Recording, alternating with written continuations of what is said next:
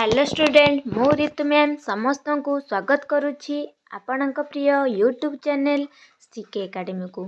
आपण माने देखुचंती प्रारंभ 2.5 जो थे कि +2 परीक्षा 2025 प्रतिदिन सकाळ और संध्यारे क्लास टी हेबो जहाँकि संपूर्ण मागणार। तेणु क्लास करने आम चैनल टी को सब्सक्राइब करंतु और वीडियो टी को लाइक करंतु। आज भिडियो रे आम आलोचना करबा उत्कलमणि पंडित गोपबंधु दास को विषय रे। आम जो एजुकेशन प्रथम चैप्टर कौन थिला ना दार्शनिक मानक शिक्षा क्षेत्र को अवदान। प्रथम दार्शनिक किए थिले महात्मा गांधी एवं सेकेंड दार्शनिक शिक्षा क्षेत्र को आउ जने दार्शनिक जार अवदान करथिले से होचंती गोपबंधु दास। उत्कलमणि पंडित गोपबंधु दास। प्रथमे आम उपक्रमटी पढ़ा। उत्कल जननी जो केते जन सुयोग्य संतान माननकु जन्म देइछंती सेमानक मध्यरे उत्कलमणि गोपबंधु अग्रगण्य। कौन ना आमर जो उत्कल जननी आम जो माँ जो सुयोग्य संतान माननकु जन्म देइछि सेमानक मध्यरु उत्कलमणि मध्य अन्यतम। भारतीय इतिहास एक घड़ी संधि मुहूर्त रे जन्म ग्रहण करी भारतर जातीय जीवन साहित्य एवं संस्कृति को रुद्धिमंत करिबारे तांकर दान अतुलनीय। कौन ना जेतेबेले भारतीय इतिहास एक घड़ी संधि मुहूर्त रे से जन्म ग्रहण करथिले भारतर जातीय जीवन साहित्य एवं संस्कृति को रुद्धिमंत करिबारे तांकर दान थिला अतुलनीय। से थिले आधुनिक उत्कलर अन्यतम निर्माता। विंश शताब्दीर प्रारंभ रे जेतेबेले ओडिशार अधोगति चरम सीमारे पहुँचीथिला सेतेबेले एही क्रांतिदर्शी जननायक ओडिशार गौरवमय ऐतिह्य को रक्षा करथिले। कौन ना विंश शताब्दीर प्रारंभ रे बा विंश शताब्दीर आरंभ रे जेतेबेले ओडिशारे कौन होइतिला ओडिशार अधोगति हो जाइतिला अधोगति होई चरम सीमारे पहुँची जाइतिला सेतेबेले एही क्रांति जननायक किए गोपबंधु दास ओडिशार गौरवमय ऐतिह्य को रक्षा करथिले। बुझिपारल। गोपबंधु दास थिले एकाधारा रे जणे कवि भावुक दार्शनिक कर्मी देशप्रेमी समाज संस्कारक एवं विशिष्ट शिक्षाविद।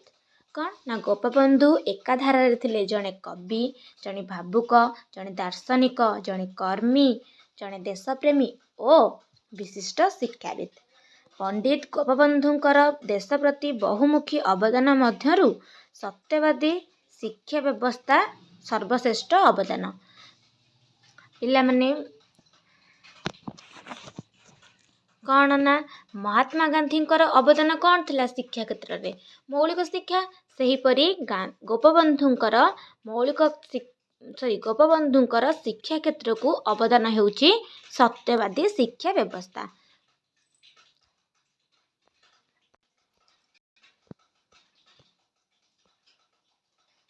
एबे आमे तांको जीवन विषय पढ़िबा। पुरी जिलार सत्यवादी थाना अंतर्गत सुआंड नामक एक क्षुद्र पल्ली रे 1877 मसीहा अक्टोबर मास 9 तारिख रे एक ब्राह्मण परिवार रे गोपबंधु दास जन्म ग्रहण करथिले। कौन ना पुरी जिलार सत्यवादी थाना अंतर्गत सुआंड नामक एक क्षुद्र पल्ली बा क्षुद्र ग्राम रे 1887 मसीहा अक्टोबर मास 9 तारिख एक ब्राह्मण परिवार रे कौन करथिले गोपबंधु दास जन्म ग्रहण करथिले। पिला माने मु जो सबू इम्पोर्टेंट पॉइंट गुड को अंडरलाइन करूची समस्त निज निज खाता रे लिखिदबा जहा फल रे कि परे तमे पढ़िबारे एवं बुझिबारे सहज हेबा। बुझि पारला। एथरे क्वेश्चन कौन आसीबो ना गोपबंधु दास क्यों जिला रे एवं क्यों ग्राम रे जन्म ग्रहण करथिले बा से क्यों परिवार रे जन्म ग्रहण करथिले एमिति कि केते मसीहा रे जन्म ग्रहण करथिले। बुझि परछ ना से पुरी जिला अंतर्गत सुआंड नामक एक छोट ग्राम रे 1887 मसीहा अक्टोबर मास 9 तारिख रे एक ब्राह्मण परिवार रे जन्म ग्रहण करथिले। ताको पितांक नाम ଦୈତାରୀ ଦାସ ଓ ମାତାଙ୍କ ନାମ ଥିଲା ସ୍ୱର୍ଣ୍ଣମୟୀ ଦେବୀ। ଗୋପବନ୍ଧୁଙ୍କ ଜନ୍ମର ମାତ୍ର ଅଳ୍ପ ଦିନ ମଧ୍ୟରେ ମାତା ସ୍ୱର୍ଣ୍ଣମୟୀ ଦେବୀଙ୍କ ମୃତ୍ୟୁ ଘଟିଥିଲା। ଗୋପବନ୍ଧୁ ଦାସ ଯେତେବେଳେ ଛୋଟ ହୋଇଥିଲେ ବା ଅଳ୍ପ ଦିନ ମଧ୍ୟରେ ତାଙ୍କ ଜନ୍ମର ଅଳ୍ପ କେତେ ଦିନ ମଧ୍ୟରେ ତାଙ୍କର ମାତାଙ୍କର ମୃତ୍ୟୁ ଘଟିଥିଲା। ତେଣୁ ସେ ନିଜର ବାଲ୍ୟ ବିଧବା ପିଉସୀଙ୍କ ଦ୍ୱାରା ଲାଳିତ ପାଳିତ ହୋଇଥିଲେ। କ'ଣ ନା ଯେତେବେଳେ ଗୋପବନ୍ଧୁଙ୍କର ମାଆଙ୍କର ମୃତ୍ୟୁ ହୋଇଥିଲା ସେ କାହା ଦ୍ୱାରା ଲାଳିତ ପାଳିତ ହୋଇଥିଲେ ନା ତାଙ୍କ ବାଲ୍ୟ ବିଧବା ପିଉସୀଙ୍କ ଦ୍ୱାରା। ପିଲାଦିନୁ ଗୋପବନ୍ଧୁ ଅତ୍ୟନ୍ତ ଧର୍ମପରାୟଣ ଓ ଈଶ୍ୱର ବିଶ୍ୱାସୀ ଥିଲେ। ଛୋଟବେଳୁ ଗୋପବନ୍ଧୁ କ'ଣ ଥିଲେ? ଈଶ୍ୱର ବିଶ୍ୱାସୀ ଓ ଧର୍ମପରାୟଣ ଥିଲେ। 12 ବର୍ଷ ବୟସରେ ଗୋପବନ୍ଧୁଙ୍କର ବିବାହ 9 ବର୍ଷ ବୟସ୍କା ମୋତି ନାମୀ ବାଳିକାଙ୍କ ସହ ହୋଇଥିଲା। କ'ଣ ନା ଯେତେବେଳେ ଗୋପବନ୍ଧୁ କେତେ ବୟସରେ ବାହା ହୋଇଥିଲେ? 12 ବର୍ଷରେ। ଏବଂ ଯେଉଁ ଝିଅଟିକୁ ବାହା ହୋଇଥିଲେ ତାର ନାମ ଥିଲା ମୋତି ଓ ତାକୁ 9 ବର୍ଷ ହୋଇଥିଲା। ବୁଝିପାରୁଛ ନା? ଗୋପବନ୍ଧୁ 12 ବର୍ଷ ବୟସରେ 9 ବର୍ଷ ବୟସ୍କା ମୋତି ନାମକ ଏକ ବାଳିକାକୁ ବିବାହ କରିଥିଲେ। ଭର୍ଣ୍ଣାକୁଲାର ଶିକ୍ଷା ଶେଷ କରି ସେ ପୁରୀ ଜିଲ୍ଲା ଉଚ୍ଚ ଇଂରାଜୀ ବିଦ୍ୟାଳୟରେ ପଢ଼ିଲେ। ଭର୍ଣ୍ଣାକୁଲାରରେ ମାଧ୍ୟମିକ ଶିକ୍ଷା ସମାପ୍ତ କରିସାରିଲେ ଏବଂ ଉଚ୍ଚ ଶିକ୍ଷା ପାଇଁ ପୁରୀ ଜିଲ୍ଲାରେ କ'ଣ କଲେ? ପୁରୀ ଜିଲ୍ଲାର ଉଚ୍ଚ ଇଂରାଜୀ ବିଦ୍ୟାଳୟରେ ପଢ଼ିଲେ। 1899 ମସିହାରେ ପୁରୀ ଜିଲ୍ଲା ସ୍କୁଲରୁ ଏଣ୍ଟ୍ରାନ୍ସ ପରୀକ୍ଷାରେ କୃତିତ୍ୱର ସହ ଉତ୍ତୀର୍ଣ୍ଣ ହୋଇ କଟକ ରେଭେନ୍ସା କଲେଜରେ ନାମ ଲେଖାଇଲେ। ଯେତେବେଳେ ସେ 1899ରେ ପୁରୀ ଜିଲ୍ଲା ସ୍କୁଲରୁ ଏକ ଏଣ୍ଟ୍ରାନ୍ସ ଏକ୍ଜାମ ଦେଲେ, ଯାହାଦ୍ୱାରା କି ସେ ସେଥିରେ ସଫଳତା ପାଇବା ଉତ୍ତୀର୍ଣ୍ଣ ହୋଇ କେଉଁଠି ପଢ଼ିଲେ? କଟକର ରେଭେନ୍ସା କଲେଜରେ ପଢ଼ିଲେ। କଲେଜରେ ପାଠ ପଢ଼ୁଥିବା ସମୟରେ ସହପାଠୀଙ୍କ ସହ ବନ୍ୟା ପ୍ରପୀଡ଼ିତ ଅଞ୍ଚଳରେ ସେବା ଶୁଶ୍ରୂଷା ସାହାଯ୍ୟ ଦାନ କରି ନିଜକୁ ଦେଶ ସେବାରେ ନିୟୋଜିତ କରିଥିଲେ। କ'ଣ ନା ଯେତେବେଳେ ସେ ସେଠି କଲେଜରେ ପଢ଼ୁଥିଲା ସମୟରେ ତାଙ୍କ ସହପାଠୀମାନଙ୍କ ସହ ମିଶି ଯେଉଁ ଅଞ୍ଚଳରେ ସବୁ ବନ୍ୟା ବାତ୍ୟା ବା ପ୍ରାକୃତିକ ବିପର୍ଯ୍ୟୟ ଭଳି ଦୁର୍ଦ୍ଦଶା ହେଉଥିଲା ସେ ଅଞ୍ଚଳକୁ ଯାଇ ସେ ସେବା ଶୁଶ୍ରୂଷା ଓ ସାହାଯ୍ୟ ବା ଦାନ କରୁଥିଲେ। ଯାହାଫଳରେ କି ସେ କ'ଣ ହେଲେ? ଆସ୍ତେ ଆସ୍ତେ ଦେଶ ସେବାରେ ନିୟୋଜିତ ହୋଇଗଲେ। 1904 ମସିହାରେ ସେ ବିଏ ପରୀକ୍ଷାରେ ସଫଳତା ଅର୍ଜନ କରିଥିଲେ। ବିଏଲ୍ ପରୀକ୍ଷା ଦେବାକୁ ଯାଇ କଲିକତାରେ ରହିବା ସମୟରେ ଓଡ଼ିଆ ଶ୍ରମିକଙ୍କ ବିଭିନ୍ନ ସମସ୍ୟାର ସମାଧାନ ନିମନ୍ତେ ଓଡ଼ିଆ ଶ୍ରମିକ ସଂଘ ଗଠନ କରିଥିଲେ। କ'ଣ ନା 1904 ମସିହାରେ ସେ ବିଏ ପରୀକ୍ଷାରେ ସଫଳତା ଉତ୍ତୀର୍ଣ୍ଣ ହୋଇଗଲେ ଏବଂ ବିଏଲ୍ ପରୀକ୍ଷା ଦେବାକୁ କେଉଁଠିକି ଗଲେ? କଲିକତାକୁ ଗଲେ। ବିଏ ପରୀକ୍ଷା 1904ରେ ସଫଳତା ହୋଇଗଲା ତାଙ୍କର। 1906 ନା କ'ଣ ବିଏଲ୍ ପରୀକ୍ଷା ଦେବାକୁ କଲିକତାକୁ ଗଲେ। କିନ୍ତୁ ସେଠି ଯାଇ ଓଡ଼ିଆ ଶ୍ରମିକମାନଙ୍କ ବିଭିନ୍ନ ସମସ୍ୟାର ସମାଧାନ ନିମନ୍ତେ କ'ଣ ଗଠନ କଲେ? ଓଡ଼ିଆ ଶ୍ରମିକ ସଂଘ ଗୋଟେ ଗଠନ କଲେ। 1906 ମସିହାରେ ଗୋପବନ୍ଧୁ ଦାସ ବିଏଲ୍ ପାସ୍ କରିଥିଲେ।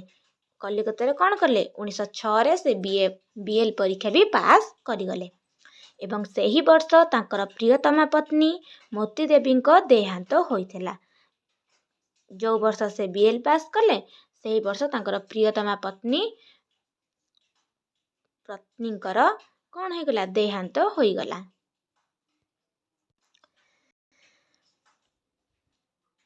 ହୋଇଗଲା। ବାଲ୍ୟକାଳରେ ମାତାଙ୍କ ମୃତ୍ୟୁ, କଲେଜରେ ପଢ଼ୁଥିବା ସମୟରେ ସନ୍ତାନର ଅକାଳ ମୃତ୍ୟୁ ଏବଂ ବିଏଲ୍ ପାସ୍ କରିବା ସମୟରେ ପ୍ରିୟତମା ପତ୍ନୀଙ୍କ ଆକସ୍ମିକ ବିୟୋଗ ଗୋପବନ୍ଧୁଙ୍କୁ ଏକ ଭିନ୍ନ ମଣିଷରେ ରୂପାନ୍ତରିତ କରିଥିଲା। କ'ଣ ନା ଛୋଟବେଳୁ କ'ଣ ଜାଣିଲେ ଆମେ? ତାଙ୍କର ମା ମରିଯାଇଥିଲେ ବାଲ୍ୟକାଳରେ ଏବଂ କଲେଜ ପଢ଼ୁଥିଲା ବେଳେ ତାଙ୍କର ଏକ ସନ୍ତାନଟି ମଧ୍ୟ ମରିଥିଲେ ଏବଂ ଯେତେବେଳେ ସେ ବିଏଲ୍ ପରୀକ୍ଷା ପାସ୍ କଲେ ସେତେବେଳେ କ'ଣ ହେଲା? ତାଙ୍କ ପତ୍ନୀଙ୍କର ବିୟୋଗ ହୋଇଗଲା। ଯାହାଫଳରେ କି ଏହି 3ଟି ଘଟଣାଟି କ'ଣ କଲା? ତାଙ୍କୁ ଏକ ଭିନ୍ନ ମଣିଷରେ ରୂପାନ୍ତରିତ କରିଦେଲା ବା କରିଥିଲା। ମାତ୍ର 30 ବର୍ଷ ବୟସରୁ ଆରମ୍ଭ ହେଲା କର୍ମଯୋଗୀ ସନ୍ନ୍ୟାସୀ ଗୋପବନ୍ଧୁଙ୍କ ତ୍ୟାଗପୂତ ଜୀବନ। ସେ କେତେ ବର୍ଷ ବୟସରୁ ତ୍ୟାଗପୂତ ବା ସନ୍ନ୍ୟାସୀ ଆରମ୍ଭ ହେଲା? 30 ବର୍ଷ। କାରଣ ତାଙ୍କର ଛୋଟବେଳୁ ତାଙ୍କ ମା ମରିଗଲେ ଏବଂ କଲେଜ ପଢ଼ିଲା ବେଳେ ତାଙ୍କର କ'ଣ ହେଲା? ସନ୍ତାନର ମୃତ୍ୟୁ ହୋଇଗଲା ଏବଂ ସେ ନିଜେ BL ପରୀକ୍ଷାରେ ପାସ୍ କଲା ପରେ ତାଙ୍କ ପତ୍ନୀଙ୍କର ମଧ୍ୟ ଦେହାନ୍ତ ହୋଇଗଲା। ତେଣୁ ସେ 30 ବର୍ଷ ବୟସରୁ ଆରମ୍ଭ କରିଦେଲେ କର୍ମଯୋଗୀ ସନ୍ନ୍ୟାସୀ। ନୀଳଗିରି, ପୁରୀ, କଟକ ଓ ମୟୂରଭଞ୍ଜରେ ଗୋପବନ୍ଧୁ ବିଭିନ୍ନ ସମୟରେ ଓକିଲାତି କରିଥିଲେ। ସେ ନୀଳଗିରି, ପୁରୀରେ, କଟକରେ ଏବଂ ମୟୂରଭଞ୍ଜରେ କ'ଣ କରୁଥିଲେ? ଓକିଲାତି କରୁଥିଲେ। ଓକିଲାତି କରିବା ସମୟରେ ଗୋପବନ୍ଧୁ ନିଜକୁ ବହୁତ ସାମାଜିକ କାର୍ଯ୍ୟ ଯଥା ଘରପୋଡ଼ି, ମ୍ୟାଲେରିଆ, ହଇଜା ଓ ବନ୍ୟା ସମୟରେ ଦୁର୍ଗତମାନଙ୍କ ସେବାରେ ନିଜକୁ ନିୟୋଜିତ କରୁଥିଲେ। କାରଣ ସେ ଛୋଟବେଳୁ ଯେଉଁ କଲେଜରେ ପଢ଼ୁଥିଲେ ସେତେବେଳୁ ସେ ସାହାଯ୍ୟ କରି ଆସୁଛନ୍ତି।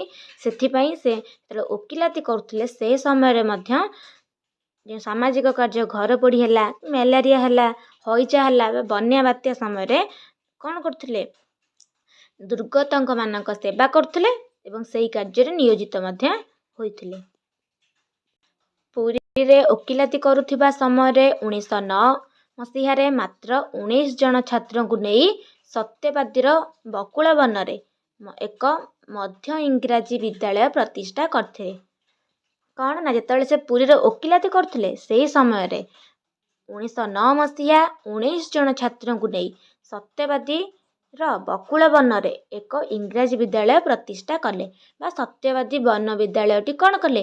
ପ୍ରତିଷ୍ଠା କଲେ। ବନ ବିଦ୍ୟାଳୟ କାହିଁକି ନା ସେ ବିଦ୍ୟାଳୟଟି ପାଠପଢ଼ା ପ୍ରଥମେ ବକୁଳବନ ବା ଆଗକାଳରେ ଯେଉଁ ଗଛ ମୂଳେ ପାଠ ପଢ଼ା ହେଉଥିଲା ସେହି ପ୍ରକାର ହେଉଥିବାରୁ ସେଥିପାଇଁ ତାର ନାଁ ଥିଲା ସତ୍ୟବାଦୀ ବନ ବିଦ୍ୟାଳୟ। ଏବଂ କେଉଁ ମସିହାରେ ହୋଇଥିଲା? ନା 1909 ମସିହାରେ। କେତେ ଜଣ ଛାତ୍ରଙ୍କୁ ନେଇ ହୋଇଥିଲା? ମାତ୍ର 19 ଜଣ ଛାତ୍ରଙ୍କୁ ନେଇ ସେ ଆରମ୍ଭ କରିଥିଲେ। ସେତେବେଳେ ସେ ପ୍ରକାର ବିଦ୍ୟାଳୟକୁ ମାଇନର ସ୍କୁଲ ମଧ୍ୟ କୁହାଯାଉଥିଲା। ସେ ଯେଉଁ ବିଦ୍ୟାଳୟଟି ସ୍ଥାପନ କରିଥିଲେ ତାକୁ ସେ ଯୁଗରେ ବା ସେ ସମୟରେ କ'ଣ କହୁଥିଲେ? ମାଇନର ସ୍କୁଲ ବୋଲି କହୁଥିଲେ। 1916 ମସିହାରେ ବିହାର ଓଡ଼ିଶା ବ୍ୟବସ୍ଥାପକ ସଭାର ସଭ୍ୟ ଭାବରେ ନିର୍ବାଚିତ ହୋଇଥିଲେ। 1916ରେ କ'ଣ ହୋଇଥିଲେ?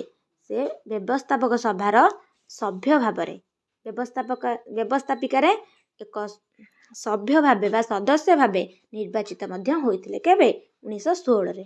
1909ରେ ବିଦ୍ୟାଳୟ ସ୍ଥାପନ କଲେ, 1916ରେ ବ୍ୟବସ୍ଥାପିକାର ଏକ ସଦସ୍ୟ ଭାବେ ନିର୍ବାଚିତ ହେଲେ।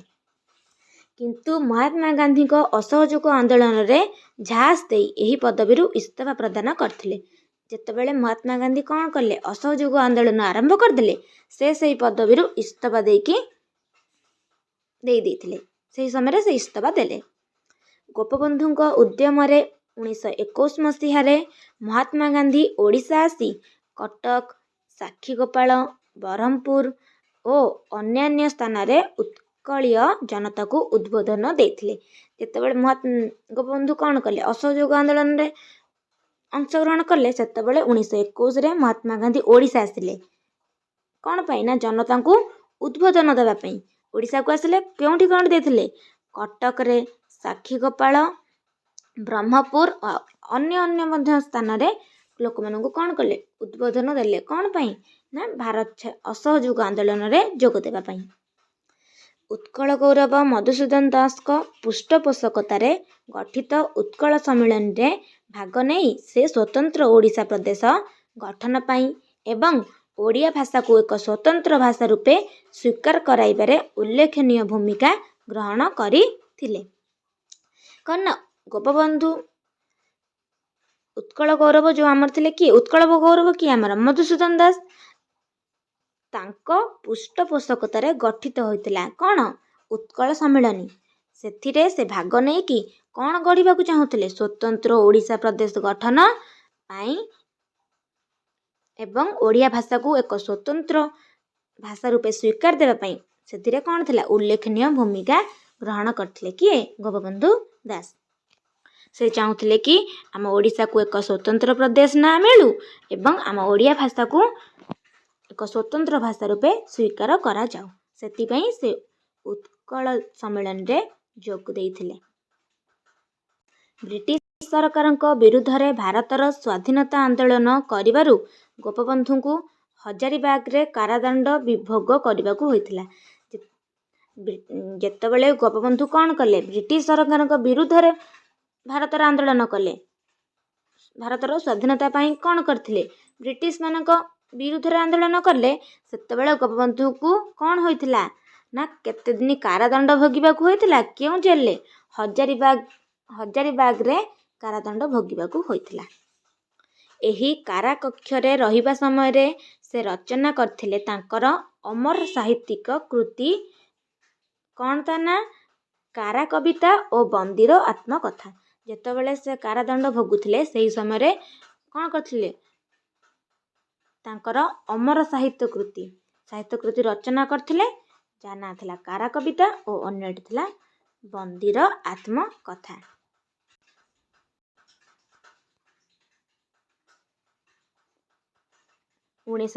ମସିହାରେ କାରାମୁକ୍ତ ହେବା ପରେ ସେ ଜାତୀୟ କଂଗ୍ରେସରେ ପ୍ରାଦେଶିକ ସମ୍ମିଳନୀରେ ଯୋଗ ଦେଇଥିଲେ।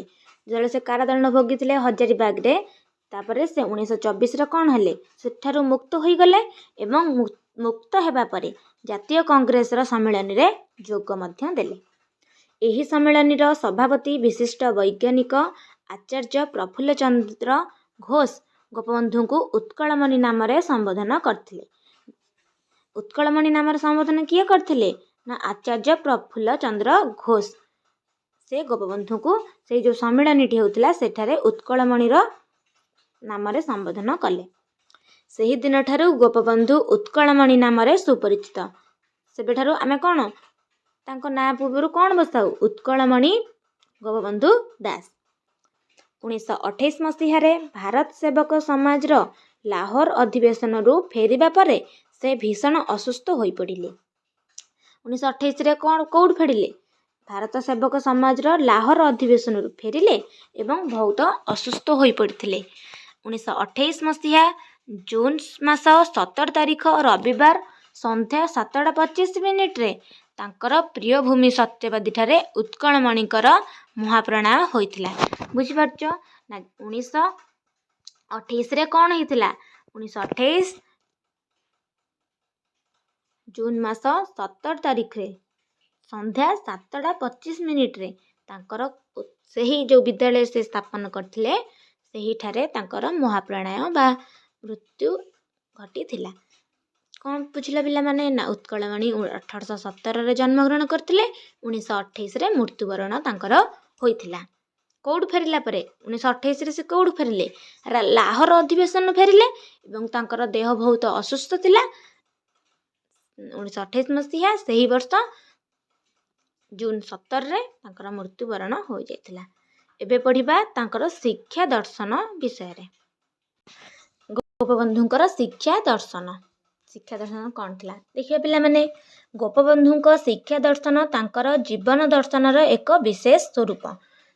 ତାଙ୍କ ଯେଉଁ ଶିକ୍ଷା ଦର୍ଶନଟା କ'ଣ ଥିଲା? ତାଙ୍କ ନିଜ ଜୀବନ ଦର୍ଶନର ଏକ ବିଶେଷ ସ୍ୱରୂପ ଥିଲା।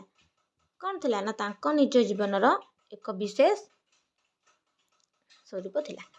ଓଡ଼ିଶାର ଉତ୍କଟ ଦାରିଦ୍ର୍ୟ ପ୍ରପୀଡ଼ିତ ଲୋକମାନଙ୍କ ଜୀବନର ମାନ ବୃଦ୍ଧି କରି ସେମାନଙ୍କୁ ପ୍ରଗତି ପଥରେ ଆଗେଇ ନେବା ପାଇଁ ଏବଂ ଭାରତୀୟ ସଂସ୍କୃତିକୁ ଐତିହ୍ୟର ବିକାଶ ପାଇଁ ସେ ଏକ ପ୍ରଗତିଶୀଳ ଶିକ୍ଷାର ପରିକଳ୍ପନା କଲେ।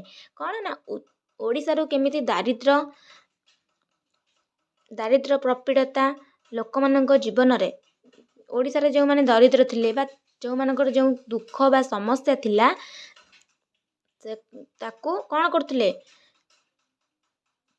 ଦାରିଦ୍ର୍ୟ ପ୍ରପୀଡ଼ିତ ଲୋକମାନଙ୍କ ଜୀବନର ମାନ ବୃଦ୍ଧି କରି ସେମାନଙ୍କୁ ପ୍ରଗତି ପଥରେ ଆଗେଇ ନେବାକୁ ତାଙ୍କର କ'ଣ କରିଥିଲେ? ଚେଷ୍ଟା କରିଥିଲେ ଏବଂ ଭାରତୀୟ ସାଂସ୍କୃତିକ ଐତିହ୍ୟର ବିକାଶ ପାଇଁ ସେ ଏକ ପ୍ରଗତିଶୀଳ ଶିକ୍ଷାର ପରିକଳ୍ପନା କଲେ। ଗୋପବନ୍ଧୁଙ୍କ ଶିକ୍ଷା ଦର୍ଶନ ଭଗବତ ପ୍ରୀତି, ଜାତିପ୍ରୀତି ଓ ମାନବ ପ୍ରୀତି ଉପରେ ମୁଖ୍ୟତଃ ପର୍ଯ୍ୟବେସିତ। ଯେଉଁ ଗୋପବନ୍ଧୁଙ୍କ ଶିକ୍ଷା ଦର୍ଶନଟି କାହା ଉପରେ ପର୍ଯ୍ୟବେସିତ? ନା ଭଗବତ ଜାତିପ୍ରୀତି ଓ ମାନବ ପ୍ରୀତି ଉପରେ ପର୍ଯ୍ୟବସିତ। ଏବେ ଜାଣିବା ଶିକ୍ଷାର ଅର୍ଥ ବା ଗୋପବନ୍ଧୁଙ୍କ ମତରେ ଶିକ୍ଷାର ଅର୍ଥ କ'ଣ ଥିଲା। ଗୋପବନ୍ଧୁ ଶିକ୍ଷାର ବ୍ୟାପକ ଅର୍ଥରେ ବିଶ୍ୱାସ କରୁଥିଲେ। ତାଙ୍କ ମତରେ ବିଦ୍ୟାଳୟର ଚାରିକାନ୍ଥ ମଧ୍ୟରେ ଆବଦ୍ଧ କରି ଛାତ୍ରଛାତ୍ରୀମାନଙ୍କୁ ଦିଆଯାଉଥିବା ଶିକ୍ଷା ବା ଦିଆଯାଉଥିବା ପୁସ୍ତକଗତ ଶିକ୍ଷା ଆଦୌ ଶିକ୍ଷା ନୁହେଁ। ପ୍ରାଚୀନ ଭାରତର ଗୁରୁକୁଳ ଆଶ୍ରମରେ ପ୍ରଦାନ କରାଯାଉଥିବା ଶିକ୍ଷା ହିଁ ପ୍ରକୃତ ଶିକ୍ଷା। କ'ଣ ନା ଗୋପବନ୍ଧୁଙ୍କ ମତରେ ଶିକ୍ଷାଟି କ'ଣ? ପିଲାମାନଙ୍କୁ କ୍ଲାସରୁମ୍ ବା ଶ୍ରେଣୀ ଗୃହ ମଧ୍ୟରେ ଆବଦ୍ଧ କରି ଯେଉଁ ପାଠ୍ୟପୁସ୍ତକ ବିଷୟରେ ଶିକ୍ଷା ଦିଆଯାଉଛି ତାହା ପ୍ରକୃତ ଶିକ୍ଷା ନୁହେଁ। ତାଙ୍କ ମତରେ ଥିଲା ଆଗ କାଳରେ ବା ପ୍ରାଚୀନ ଯୁଗରେ ଯେଉଁ ଗୁରୁକୁଳ ଆଶ୍ରମରେ ଯେଉଁ ଶିକ୍ଷାଟି ପ୍ରଦାନ କରାଯାଉଥିଲା ତାହା ହିଁ ପ୍ରକୃତ ଶିକ୍ଷା। ତାଙ୍କର ଏହି ମତ ଥିଲା। ସେଥିପାଇଁ ସେ ସତ୍ୟବାଦୀ ବର୍ଣ୍ଣ ବିଦ୍ୟାଳୟ ତାଙ୍କ ବିଦ୍ୟାଳୟର ନାମ ଥିଲା। ଅପୂର୍ଣ୍ଣତାରୁ ପୂର୍ଣ୍ଣତା ଆଡ଼କୁ ଆଗେଇବା ପାଇଁ ଶିକ୍ଷା ମଣିଷକୁ ସାହାଯ୍ୟ କରେ। କ'ଣ ନା ଶିକ୍ଷା ଦ୍ୱାରା ହିଁ ଜଣେ ମଣିଷ ଚରିତ୍ରବାନ ହୋଇଥାଏ। ସେଥିପାଇଁ ସେ ଅପୂର୍ଣ୍ଣତାରୁ ପୂର୍ଣ୍ଣତା ଆଡ଼କୁ ଆଗେଇବା ପାଇଁ କ'ଣ ହେଉଥିଲା? ସାହାଯ୍ୟ କରେ। ତାହାର ଶାରୀରିକ ବଳ, ବୃଦ୍ଧିର ଉଦ୍ଭାବିକା ଶକ୍ତି ଏବଂ ସର୍ବୋପରି ବିଶୁଦ୍ଧ ଆଚରଣ ସୃଷ୍ଟି କରିବା ପାଇଁ ଶିକ୍ଷା ଏକମାତ୍ର ଆୟୁଧ। ଶିକ୍ଷା ଜୀବନର ସର୍ବାଙ୍ଗୀନ ବିକାଶକୁ ହିଁ ବୁଝାଇଥାଏ। ସମସ୍ତେ ଜାଣିଛ ଶିକ୍ଷା କାହାକୁ ବୁଝାଇଥାଏ? ଜଣେ ବ୍ୟକ୍ତିର ସର୍ବାଙ୍ଗୀନ ଉନ୍ନତିକୁ ବୁଝାଇଥାଏ। ବୁଝିପାରିଲା ପିଲାମାନେ ତାଙ୍କର ଶିକ୍ଷାର ଅର୍ଥ କ'ଣ? ନା ପିଲାମାନଙ୍କୁ ଆବଦ୍ଧ କରି ଯେଉଁ ଶିକ୍ଷାଟି ଦିଆଯାଉଛି ତାହା ପ୍ରକୃତ ଶିକ୍ଷା ନୁହେଁ। ଆଗ କାଳରେ ଗୁରୁକୁଳ ଆଶ୍ରମରେ ଯେଉଁ ଶିକ୍ଷାଟି ପ୍ରଦାନ କରାଯାଉଥିଲା ତାହା ହିଁ ପ୍ରକୃତ ଶିକ୍ଷା ଗୋପବନ୍ଧୁଙ୍କ ଅନୁସାରେ। ଏବେ ଆମେ ଜାଣିବା ତାଙ୍କ ଶିକ୍ଷାର ଲକ୍ଷ୍ୟ ବିଷୟରେ। ପ୍ରଥମ ଲକ୍ଷ୍ୟଟି କ'ଣ ଥିଲା? ବ୍ୟକ୍ତିର ସର୍ବାଙ୍ଗୀନ ବିକାଶ। ଗୋପବନ୍ଧୁଙ୍କର ଶିକ୍ଷାର ଲକ୍ଷ୍ୟର ପ୍ରଥମ ଲକ୍ଷ୍ୟଟି ଥିଲା ବ୍ୟକ୍ତିର ସର୍ବାଙ୍ଗୀନ ବିକାଶ। ଶିକ୍ଷାର ଲକ୍ଷ୍ୟ କେବଳ ଛାତ୍ରଛାତ୍ରୀମାନଙ୍କର ମାନସିକ ବିକାଶକୁ ବୁଝାଏ ନାହିଁ। ପୁସ୍ତକରୁ ଆହରଣ କରାଯାଇଥିବା ତଥ୍ୟ କେବଳ ବୌଦ୍ଧିକ ବିକାଶ କରାଇଥାଏ। ଅଧିକନ୍ତୁ ଶିକ୍ଷା ଛାତ୍ରଛାତ୍ରୀମାନଙ୍କର ଶାରୀରିକ, ବୌଦ୍ଧିକ, ସାମାଜିକ ଓ ନୈତିକ ବିକାଶ କରାଇବା ଉଚିତ। କ'ଣ ନା ଶିକ୍ଷାର ଲକ୍ଷ୍ୟ, ସେ କହୁଛନ୍ତି କି ଶିକ୍ଷାଟିର ଲକ୍ଷ୍ୟ କେବଳ ଛାତ୍ରଛାତ୍ରୀମାନଙ୍କର କ'ଣ ମାନସିକ ବିକାଶ କରାଇବାକୁ ବୁଝାଏ ନାହିଁ, ବରଂ ପୁସ୍ତକରୁ ଆହରଣ କରାଯାଇଥିବା ତଥ୍ୟ କେବଳ ବୌଦ୍ଧିକ ବିକାଶ କରାଏ। ତାଙ୍କ ମତରେ ଯେ ଯେଉଁ ଶିକ୍ଷାଟି ଜଣେ ପିଲାଟି ପୁସ୍ତକରୁ ଆହରଣ କଲା ତାର କ'ଣ ହେବ? ବୌଦ୍ଧିକ ବା ବୁଦ୍ଧିର ବିକାଶଟେ ହେବ। କିନ୍ତୁ ଶିକ୍ଷା ଛାତ୍ରଛାତ୍ରୀମାନଙ୍କର ଶାରୀରିକ, ବୌଦ୍ଧିକ, ସାମାଜିକ ଓ ନୈତିକ ବିକାଶ କରାଇବା ଉଚିତ। ତାଙ୍କ ମତରେ କ'ଣ? ତାହା ନୁହେଁ କି କେବଳ ପୁସ୍ତକରୁ ଆହରଣ କରୁଥିବା ଶିକ୍ଷାଟି କ'ଣ ହେବ? ପିଲାଟିର ବୌଦ୍ଧିକ ବିକାଶ କରାଇବ, କିନ୍ତୁ ଏମିତି ଶିକ୍ଷା ପ୍ରଦାନ କରାଇବା ଯାହାକି ତାର ଶାରୀରିକ, ବୌଦ୍ଧିକ, ସାମାଜିକ, ନୈତିକ ସମସ୍ତ ପ୍ରକାରର ବିକାଶ ହେବ। ସେଥିପାଇଁ ତାଙ୍କର ପ୍ରଥମ ଲକ୍ଷ୍ୟ ଥିଲା ବ୍ୟକ୍ତିର ସର୍ବାଙ୍ଗୀନ ବିକାଶ। ସର୍ବାଙ୍ଗୀନ ବିକାଶ କହିଲେ ତମେ କ'ଣ ବୁଝୁଛ ପିଲାମାନେ? ଜଣେ ବ୍ୟକ୍ତିର ସାମାଜିକ, ଆଧ୍ୟାତ୍ମିକ, ମାନସିକ, ଶାରୀରିକ ସମସ୍ତ ପ୍ରକାର ବିକାଶକୁ ବୁଝାଏ। ଦ୍ୱିତୀୟ ଲକ୍ଷ୍ୟଟି କ'ଣ? ନା ବିଶ୍ୱଜନୀନ ମାନବ ପ୍ରୀତିର ବିକାଶ। ଦ୍ୱିତୀୟ ଲକ୍ଷ୍ୟ କ'ଣ? ନା ବିଶ୍ୱଜନୀନ ମାନବ ପ୍ରୀତିର ବିକାଶ। ଗୋପବନ୍ଧୁ ଦାସ ଶାନ୍ତି ଏବଂ ଅହିଂସାର ଅଗ୍ରଦୂତ ଏବଂ ମାନବିକତାର ପ୍ରଚାରକ ଥିଲେ। ଗୋପବନ୍ଧୁ କ'ଣ ଥିଲେ? ଶାନ୍ତି, ଅହିଂସା ଓ ମାନବିକତାର ପ୍ରଚାରକ ଥିଲେ। ଗୋପବନ୍ଧୁଙ୍କ ମତରେ ଶିକ୍ଷା ପ୍ରତ୍ୟେକ ଛାତ୍ରଛାତ୍ରୀଙ୍କଠାରେ ମାନବିକତାର ବୀଜ ରୋପଣ କରିବା ଉଚିତ। କ'ଣ ନା ଗୋପବନ୍ଧୁଙ୍କ ମତରେ ଶିକ୍ଷାଟି କ'ଣ ହେବା ଉଚିତ? ନା ପିଲାମାନଙ୍କର ମାନବିକତା ଗୁଣଟି ବଜାୟ ରଖିବା ବା ବୀଜ ରୋପଣ କରିବା ଉଚିତ। ଯେଉଁ ଶିକ୍ଷା ପରହିତ ପାଇଁ ଛାତ୍ରଛାତ୍ରୀମାନଙ୍କୁ ଉଦ୍ବୁଦ୍ଧ କରାଏ ତାହା ହିଁ ପ୍ରକୃତ ଶିକ୍ଷା। କ'ଣ କହୁଛନ୍ତି? ନା କହୁଛନ୍ତି କି ଜଣେ ମାନବ ପ୍ରୀତିର ବିକାଶ କ'ଣ? ମାନେ ଯେମିତି ଜଣେ ପିଲାଟି ଏମିତି ଶିକ୍ଷା ପାଇବ ଯାହାଦ୍ୱାରା କି ତାର ମାନବିକତା ଗୁଣ ତା ମଧ୍ୟରେ ହେବ, ବଢ଼ିବ, ଯାହାଫଳରେ କି କ'ଣ ହେବ? ସେ ପରହିତ ପାଇଁ ମଧ୍ୟ କାମ କରିବ। ଏବଂ ତାଙ୍କ ମତରେ ଯେଉଁ ଶିକ୍ଷା ପରହିତ ପାଇଁ ଛାତ୍ରଛାତ୍ରୀମାନଙ୍କୁ ଉଦ୍ବୁଦ୍ଧ କରାଏ ତାହା ହିଁ ପ୍ରକୃତ ଶିକ୍ଷା। ବା ପରର ହିତ ପାଇଁ ଗୋଟେ କ'ଣ କରିବେ? ପିଲାମାନେ ଯେମିତି କାମ କରୁଥିବେ, ନୁହଁ କି କେବଳ ନିଜ ସ୍ୱାର୍ଥ ପାଇଁ କାମ କରିବେ। ତୃତୀୟ ଲକ୍ଷ୍ୟଟି କ'ଣ? ଶିକ୍ଷାର ଲକ୍ଷ୍ୟ ତୃତୀୟ କ'ଣ? ସାମାଜିକ ସେବା ମନୋଭାବର ସଞ୍ଚାର। ସମାଜ ସେବା ଗୋପବନ୍ଧୁଙ୍କ ପ୍ରବର୍ତ୍ତିତ ଶିକ୍ଷାର ଅନ୍ୟତମ ଲକ୍ଷ୍ୟ। କଥାରେ ଅଛି ମଣିଷର ସେବା ହେଉଛି ଈଶ୍ୱରଙ୍କ ସେବା।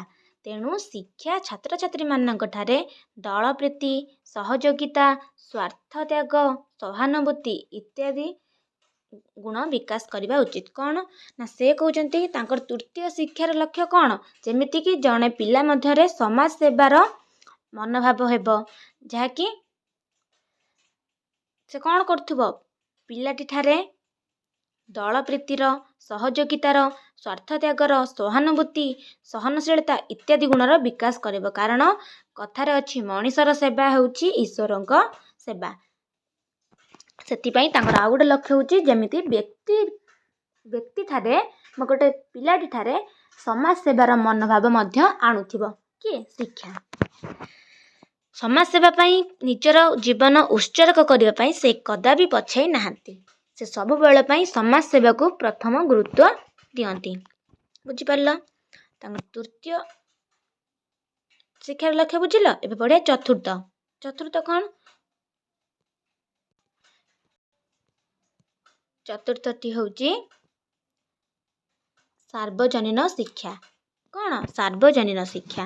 ଜାତି, ଧର୍ମ, ବର୍ଣ୍ଣ, ଲିଙ୍ଗ ନିର୍ବିଶେଷରେ ସମସ୍ତଙ୍କୁ ଶିକ୍ଷା ଦିଆଯିବା ଉଚିତ। ଶିକ୍ଷା ପ୍ରତ୍ୟେକ ବ୍ୟକ୍ତିର ଜନ୍ମଗତ ଅଧିକାର।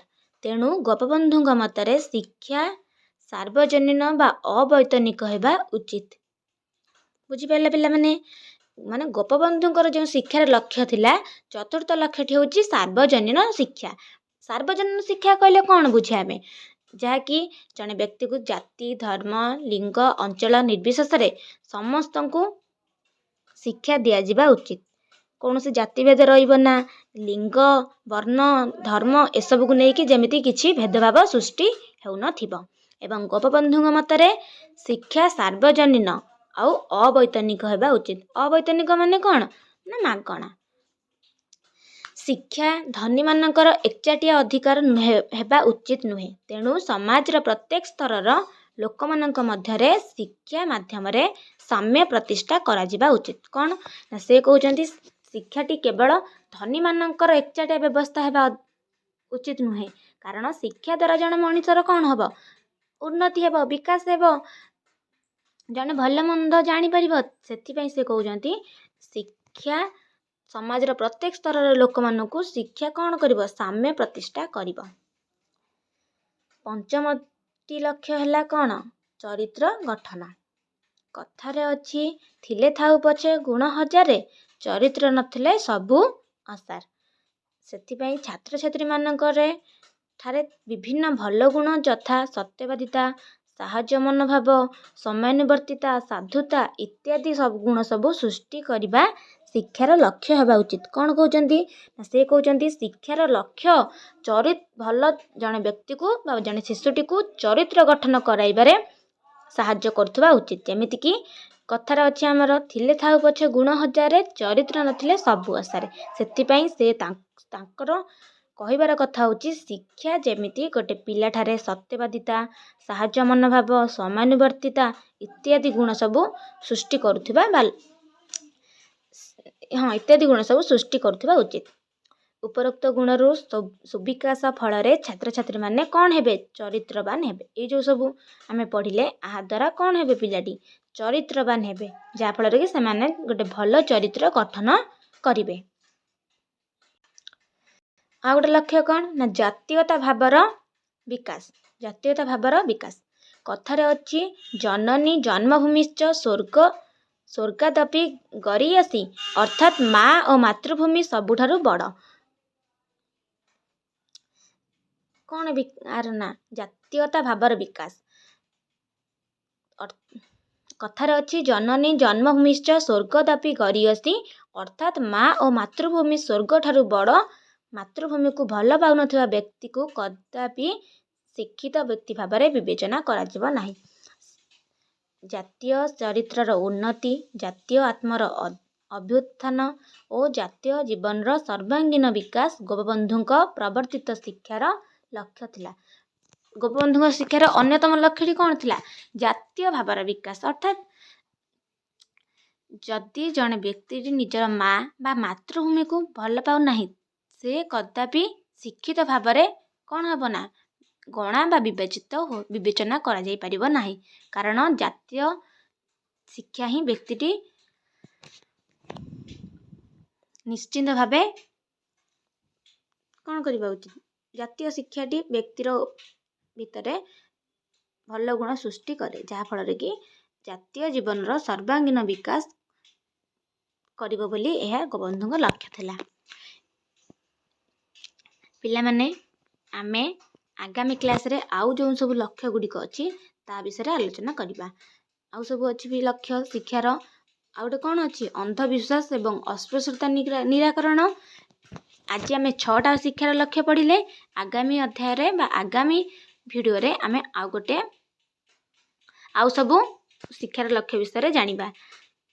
ମୁଁ ଆଉ ଥରେ କହି ରଖୁଛି ପିଲାମାନେ, ସିକେ ଏକାଡେମୀ ତରଫରୁ ଆରମ୍ଭ ହୋଇସାରିଛି ପ୍ରାରମ୍ଭ 2.5, ଯାହାକି 2025 ପାଇଁ +2 ପରୀକ୍ଷା 2025 ପାଇଁ ପ୍ରତିଦିନ ସକାଳ ଓ ସନ୍ଧ୍ୟାରେ କ୍ଲାସ୍ଟି ହେଉଛି, ଯାହାକି ସମ୍ପୂର୍ଣ୍ଣ ମାଗଣାରେ। ତେଣୁ କ୍ଲାସ୍ କରିବା ପାଇଁ ଆମ ଚ୍ୟାନେଲଟିକୁ ସବସ୍କ୍ରାଇବ୍ କରନ୍ତୁ ଓ ଭିଡ଼ିଓଟିକୁ ଲାଇକ୍ କରନ୍ତୁ। ଯଦି ଆଜିର ଏହି ଭିଡ଼ିଓଟି ସମସ୍ତଙ୍କୁ ଭଲ ଲାଗିଛି ତ ପିଲାମାନେ ନିଶ୍ଚୟ ଗୋଟେ ଲାଇକ୍ କରିବେ ଏବଂ ସେୟାର କମେଣ୍ଟ ମଧ୍ୟ କରନ୍ତୁ।